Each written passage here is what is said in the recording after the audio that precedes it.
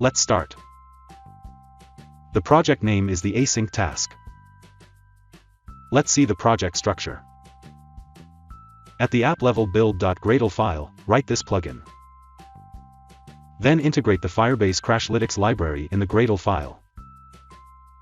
In the manifest file, we have written the internet permission. Here we have the main activity, a getAsync task class, a postAsync task class, and an async callback interface. And in the UI, we have an activity_main.xml file, which is the layout of the main activity. Let's see the UI. In the activity_main.xml file, we have two buttons, getRequest and postRequest. We have a text view that displays the result. And we have a progress bar that is initially hidden and gets visible when the user presses a button.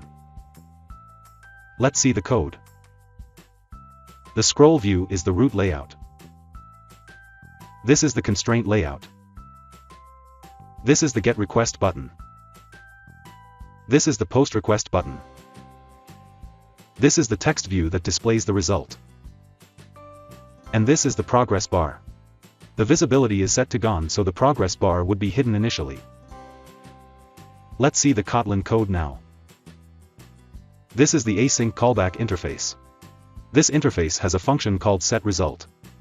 This function receives the API result from async task classes and sends them to the main activity. These are the imports. This is the getAsync task class that extends the async task class, which has three arguments. The first argument is the input, the second argument is the progress, and the third argument is the result. These are the data members. In the setInstance function, we set the data members. In the onPreExecute function, we show the progress bar.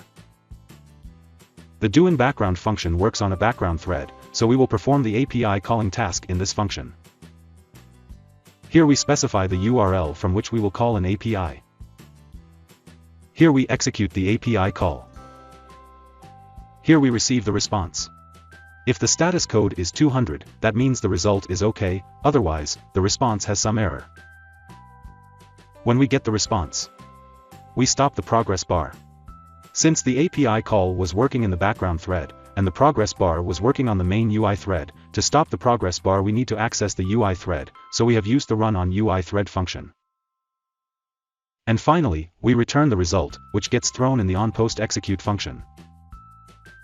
In the onPostExecute function, we receive the result from the doInBackground function, and then we pass this result to the async callback interface, which sends this result to the main activity because the main activity has implemented this async callback interface, which we will see in some time. These are the imports. This is the postAsync task class that extends the async task class, which has three arguments. The first argument is the input, the second argument is the progress, and the third argument is the result. These are the data members. In the setInstance function, we set the data members. In the onPreExecute function, we show the progress bar. The doInBackground function works on a background thread. So we will perform the API calling task in this function. Here we specify the URL from which we will call an API. As you can see, the doInBackground function has one parameter called strings. This is the data that has been sent from the main activity. This data will be posted to the API. So here we fetch that data. Here we execute the API call and receive the response. When we get the response, we stop the progress bar. Since the API call was working in the background thread, and the progress bar was working on the main UI thread, to stop the progress bar we need to access the UI thread. So we have used the run on UI thread function. And finally, we return the result, which gets thrown in the onPostExecute function. In the onPostExecute function, we receive the result from the doInBackground function, and then we pass this result to the async callback interface, which sends this result to the main activity because the main activity has implemented this async callback interface, which we will see in some time. These are the imports. This is the main activity. The activity implements the async callback interface that has a function called setResult.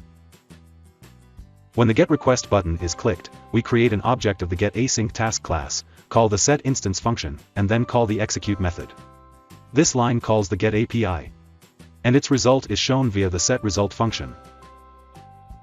When the post request button is clicked, we have some string data that we want to post to API. We create an object of post async task class, call the setInstance function, and then call the execute method where we pass that string data as an argument. This line calls the getAPI. And its result is shown via the setResult function. This is the setResult function. Here we set the API result into the text view. Let's run the app.